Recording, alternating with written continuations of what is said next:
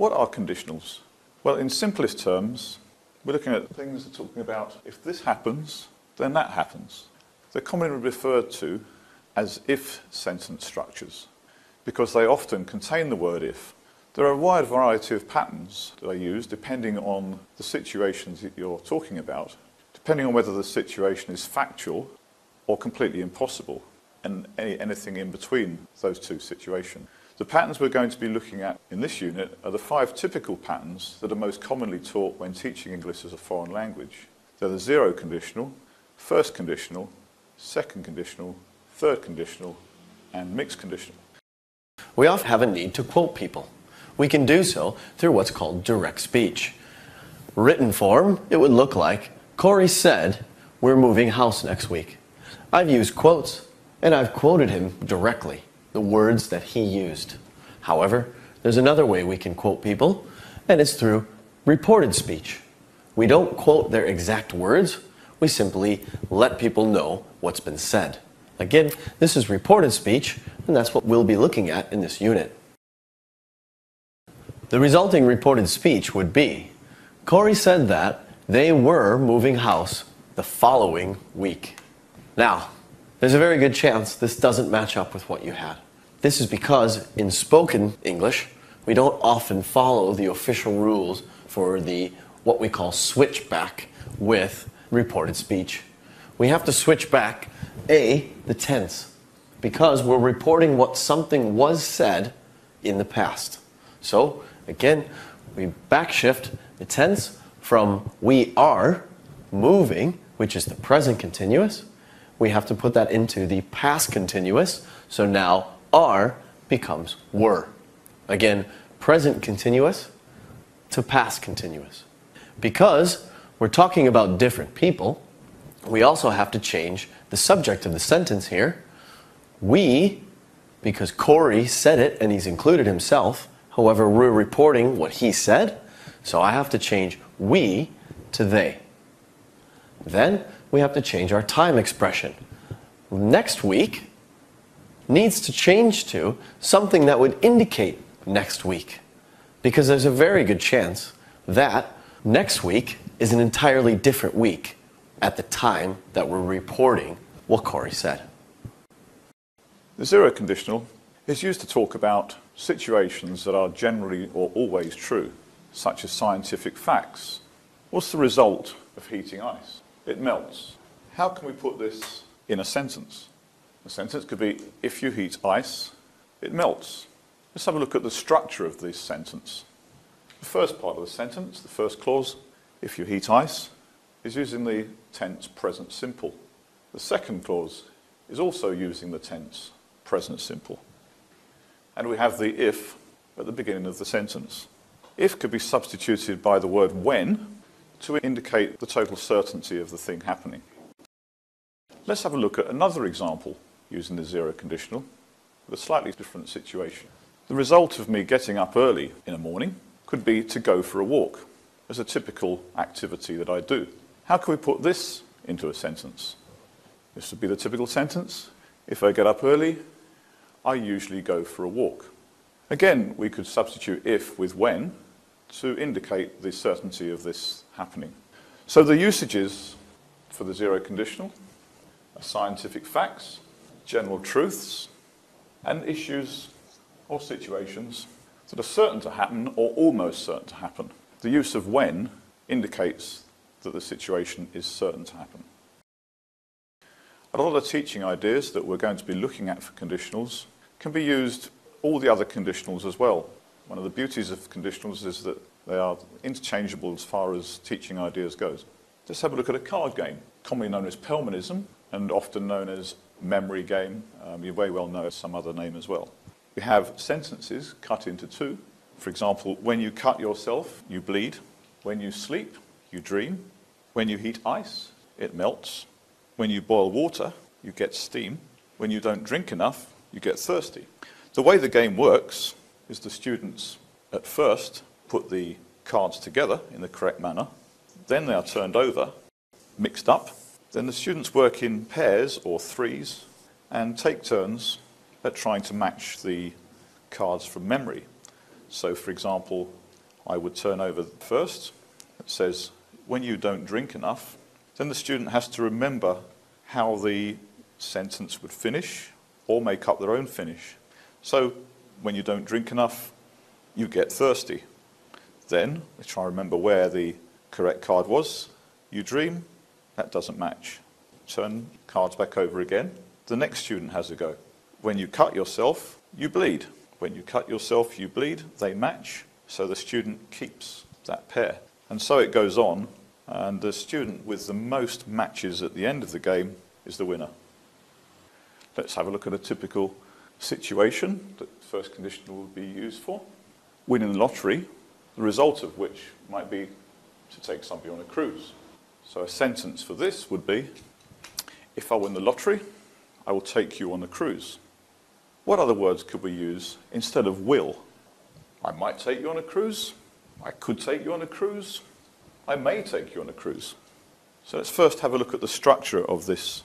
As with the zero conditional, we have the if plus a present simple clause. And in the second clause, we have will or another suitable modal auxiliary verb, followed by the base form of the verb. Why do we refer to this as the base form rather than present simple? Consider changing the pronoun I will take you on a cruise to she or he. She will take you on a cruise. Notice with the present simple, taking away the will, it would be she takes you on a cruise, but in fact we don't conjugate the verb as we would do in a normal present simple sentence. Let's have a look at the usage for the first conditional. In this situation, we're looking at a likely result of a possible future situation. Note that the word when would be inappropriate in this sentence because it would be an inappropriate level of confidence for winning the lottery. When really is only used for the zero conditional.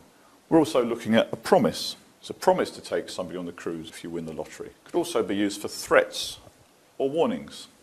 If you don't leave me alone, I will call the police. And backup plans is another typical use. If it rains tomorrow, I'll go to the cinema. Let's have a look at the next conditional, the second conditional. Very similar in many ways to the first conditional as far as usage goes. So let's take the same situation as we did with the first conditional.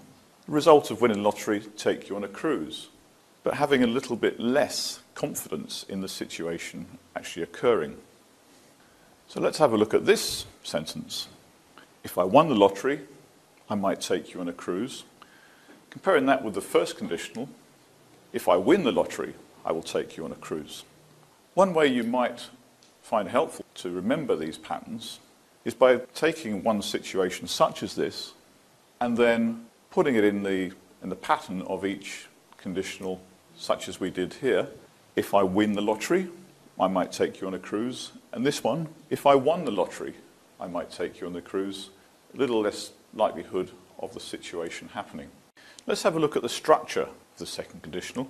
Here we have if in the first conditional, plus the past simple, might, which we could substitute with other modals, and the base form again, similar to the first conditional. There are a couple of changes that can be made to the structure with this particular conditional. If I were you, I wouldn't do that. Notice again, still in the past simple, with the pronoun I in the past simple, you would normally use the word was rather than were, but with the second conditional, were is more typically used. Another teaching point, if I wasn't sitting here now, I could be on a beach. Rather than past simple here, we're looking at past continuous. So the structure for the second conditional is if plus past simple or past continuous, may, might, could, and the base form of a verb. Let's have a look at the usages for the second conditional. We're looking at dreams, if I won the lottery, looking at fantasies, and we're also looking at hypothetical situations. Let's have a look at a teaching idea that's appropriate for the second conditional. A typical teaching idea that is used is for students to work in groups of 2 to 4 and discuss situations such as this. What would you do if you won the lottery? What would we do if you were president? What would you do if you were living on a desert island?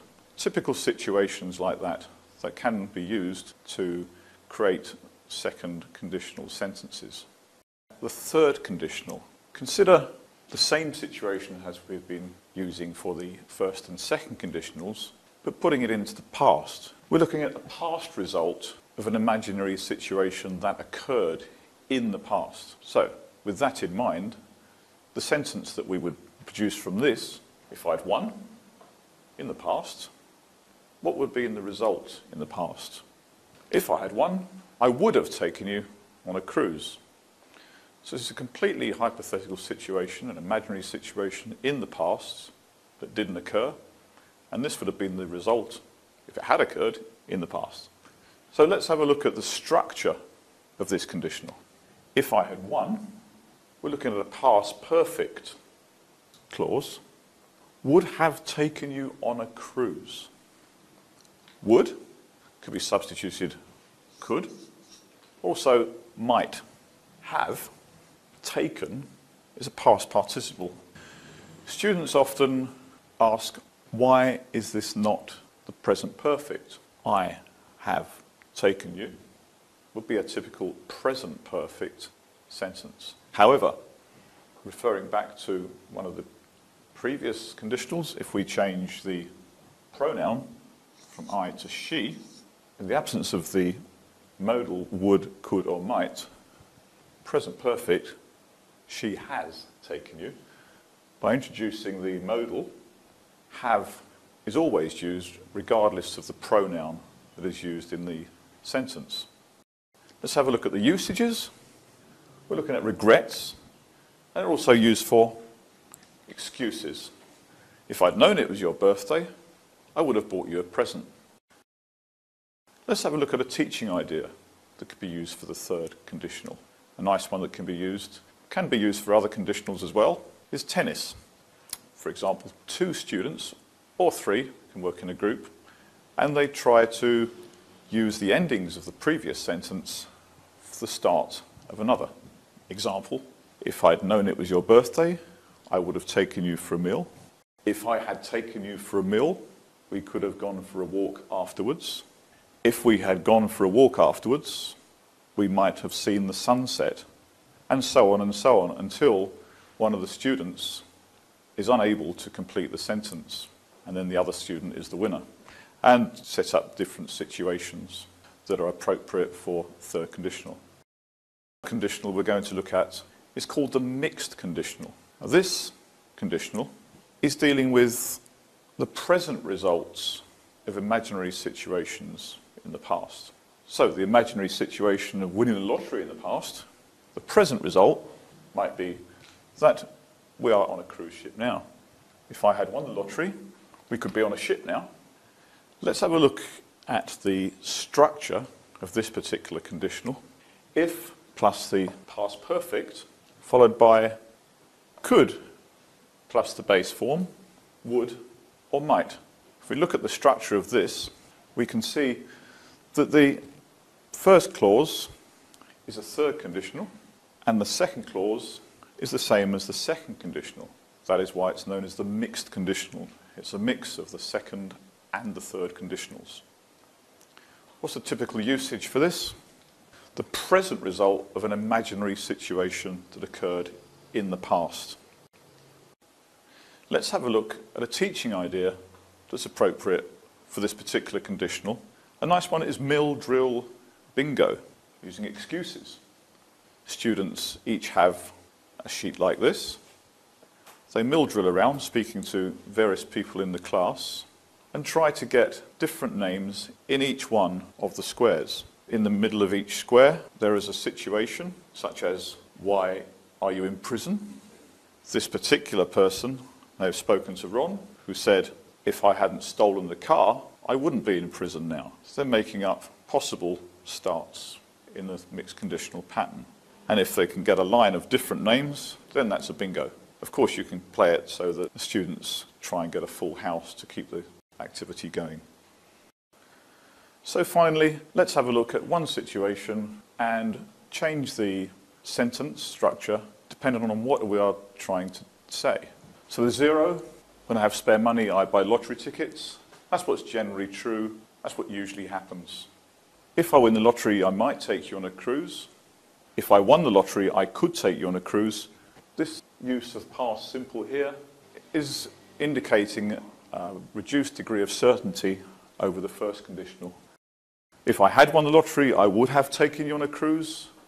That's the past result of an imaginary situation in the past. If I had won the lottery, we could be on a cruise now. That's the present situation of an imaginary situation in the past.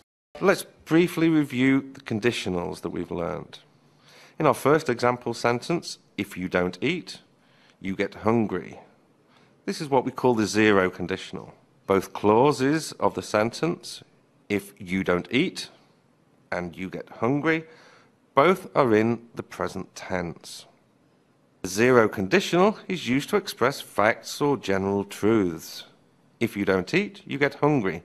Not on any one particular occasion, but generally. Our second example sentence, if it rains, I will stay at home. This is the first conditional.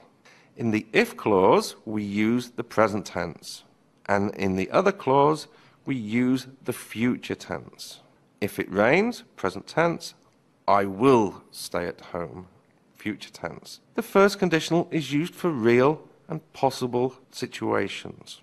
It's quite possible or likely that it could rain tomorrow, therefore I would use the first conditional here. However, if we look at the next example, if I won the lottery, I would buy a new house. This is the second conditional. In the if clause, we have the past tense, if I won the lottery. In the other clause, we use the modal verb would. I would buy a new house. This modal verb could be replaced by other modal verbs, such as may or might. The second conditional is used to express unreal or hypothetical situations, unlike the first conditional, which was used to express real situations. Often it's a matter of perception whether you see the situation as being real or hypothetical. Our next example sentence, if I had studied harder, I would have passed the exam. This is an example of the third conditional. In the if clause here, we have the past perfect tense, if I had studied harder. In the other clause, we're using the modal verb would again with the perfect form after it, have passed. So, I would have passed the exam. This is what we call the past hypothetical conditional. Both of these clauses are talking about the past. If I had studied harder in the past, I would have passed the exam in the past. They're both hypothetical because they didn't happen. If I had studied harder, but I didn't, I would have passed the exam, but I didn't. Our final conditional example, if I had passed the exam, I would be a doctor. This is an example of the mixed conditional. In the if clause, like the third conditional, we have the past perfect, if I had passed. But in the other clause, we have the modal verb would, plus the base form of the verb, as in the second conditional. This is why it's called a mixed conditional. It's taken elements of the third conditional and also the second conditional. Whereas with the third conditional, we said both situations related to the past and were hypothetical. With the mixed conditional, only the situation in the if clause relates to the past. If I had passed my exams. The other clause relates to the present. I would be a doctor now. Again, both are hypothetical. I didn't pass my exams and I'm not a doctor. Imagine for a moment I have a friend named Mike, and Mike has moved to London. I've asked Mike what he thinks of London, and his direct quote is, "I love it here." However, I'm going to report Mike's speech to a mutual friend in New York. It wouldn't make much sense to say, Mike loved it here. I'm in New York, but we're talking about London. So we change here to there. The result is, Mike told me that he loved it there. Another of the changes that need to be made in reported speech have to do with the pronouns used. Again, let's look at our sentence. Mike said, "I love it here." If I'm reporting what Mike said, it wouldn't make much sense for me to keep I, as I'm reporting my friend's speech. So I make the appropriate pronoun change from I to he. Other common pronoun changes would be we to they, so on and so forth. One of the main issues that we have to keep in consideration when reporting speech is that we want to indicate that the original speech was said in the past. The way we do that is to backshift the tense. So, take again our original statement. Mike said, "I love it here." Not only do I need to switch here to there because now I'm in New York, I also have to indicate that it was said in the past. So, I changed love to loved. Now, it ends up with a sentence being, Mike told me he loved it there. I can no longer assume that it's true because I don't know whether Mike still loves London or not. I simply want to report what he said in the past. In the original question, Jody asked me, "Do you smoke?" We would report that question as a statement. Jody asked me if I smoked. In the second question, Jody asked Adam, "Where do you live?" Again, we changed the question to a statement. Jody asked Adam where he lived. What we've done here is added if and dropped a do to the question, "Do you smoke?" There are a limited number of responses to that question. Typically, yes or no. Something very simple. So we add if, drop do, change our pronouns, and shift the tense back to the past. Here, where do you live is a much more open-ended question. Rather than adding if and dropping do, we still drop do, and we make our pronoun change, and we backshift our tense, resulting in, Jody asked Adam where he lived. We have another type of statement that can be made and reported. Those are commands or imperatives. Now, these two examples here, a teacher might tell a student, "Sit down," and somebody might say, "Don't smoke." These are special instances. How do we change these into reported speech? The reported speech for these commands would be, the teacher told me to sit down, and the doctor told me not to smoke. Here, what we've done is added the infinitive form of to sit rather than just sit. And as well, we've also added it here in front of smoke, now resulting in the infinitive form of the verb to smoke. In the negative form, as do not, again, we've dropped our do, kept not. The result is, the doctor told me not to smoke. Now, what we can do is change this word told into warned or ordered. In the examples we've just looked at, we use the words said, asked, and told to indicate the reported speech. Of course, there are more. Here's just a few. Advised, suggested, warned, ordered, proclaimed, and explained. We could use any old word so long as it does indicate that we're reporting somebody's speech. Let's have a look now at some teaching ideas for reported speech. In this teaching idea, we'll have students going around asking their classmates for various bits of information. Of course, the questions and the answers will be in direct speech. At the end of the activity, the key point here will be having the students report back the answers of what they previously got. In this situation, we have the question, find someone who is going away next weekend. Of course, the question would have been in direct speech as well as the answer. Now, we'll report back the answer such as something like, Pablo told me that he was going to London next weekend. Here's another teaching idea for the reported speech, this time utilizing a series of domino cards. The teacher will have cut out the cards before class. To begin the activity, the teacher will distribute the cards to the students. Here, each card is half direct speech and half reported speech with gaps. What we'll ask the students to do is match the direct speech to the reported speech and add in the critical bits of the sentence. If the card here says, I waited for you almost 2 hours, we'll ask the students to identify the right card.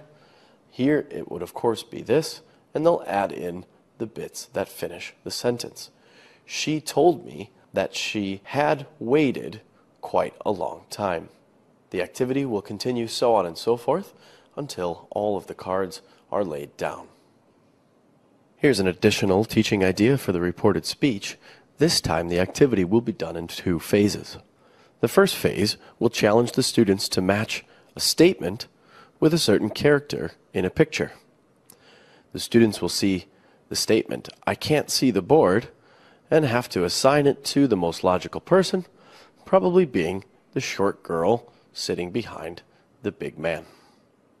They'll continue to match these statements with the correct caption, and only then will we ask our students to report the speech using another card seen here. The idea here will be to challenge the students to A, remember what the students said, and B, to report that statement in reported speech. So using the same example of the girl before, pictured here as E, the students will be challenged to report her speech, hopefully coming up with, "Helma said that she couldn't see the board." This will continue so on and so forth for each person in the picture. Let's look at the example here. John said, "I am happy."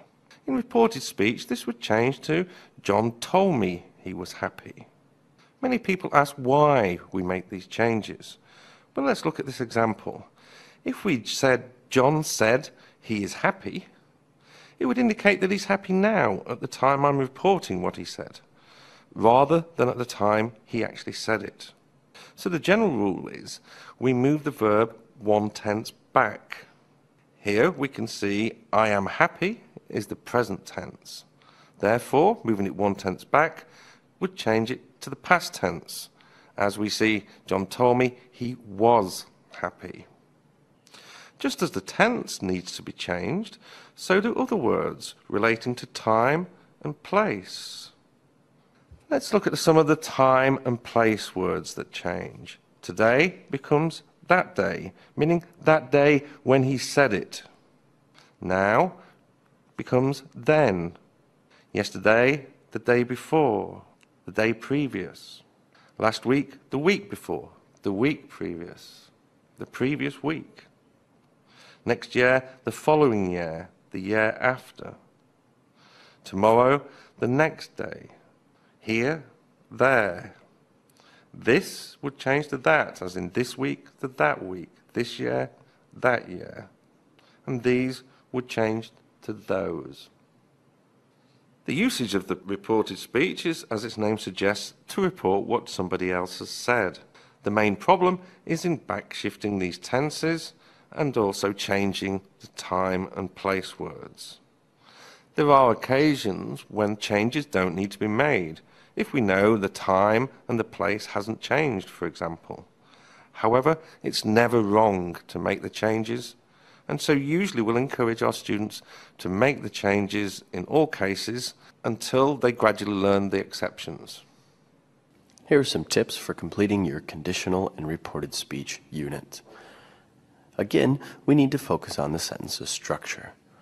If you're able to do this, you'll be able to identify which conditional has been used, as well as how to backshift the components of the reported speech. When asked to create reported speech sentences, remember that the point of the exercise is to practice on the backshifting. We're not concerned here about the exceptions for when backshifting isn't necessary. Remember that it's never wrong to backshift, and this is what we're looking for. When asked to create both direct and reported speech for certain expressions, remember that those expressions only need to be in the direct speech and that they should accurately be backshifted for the reported speech. Pretend that I want to report a friend of mine's speech from January 1st. Directly quoted, Jack said, "I have stopped smoking today." Again, that's back on January 1st. Now let's fast forward to February 1st. Incorrectly reported speech would be, Jack has said that he has stopped smoking today. Now, this would indicate that he has stopped smoking today, February 1st. But Jack said it back on January 1st. All right, let's see how you did. The sentence should read, Jack said that he had stopped smoking that day. Why are these changes necessary? Because, as we said, if we leave it as today, that would indicate that Jack stopped smoking on February 1st when it was on January 1st. We can't leave has as has because we have to backshift the tense to indicate that it was said in the past. As well, it's a month later. We don't know if it's still true. Therefore, the present perfect changes to the past perfect, resulting in Jack had said that he had stopped smoking that day. Here now is a list of the additional time changes. We have today going to that day, now to then, yesterday to the day before, X days ago to X days before, last week, last month, last year, going to the previous week, month, or year, tomorrow to the next day, and this week, this month, this year, going to that week, month, or year. Now these changes aren't absolute. They can vary so long as the time change does indicate when something was said. So yesterday doesn't need to be the day before, it could be the previous day. Now, if we go back to the example we used with Mike and stop smoking, we could also say that Mike said that he had stopped smoking on New Year's Day, because we remember the specific date on which it was said. Having gone through these time changes and explaining them to our students, we then have to let them know that it's sometimes okay that we don't make these time changes, and that's only in the instances when reporting the speech as what was originally said does not cause confusion for the listener. So, for instance, if today was said and today hasn't finished, I can go ahead and leave today as today. We can also look at yesterday. If yesterday, when it's in the direct speech, is still yesterday when it's in the reported speech, again, we don't have to make the change to the day before.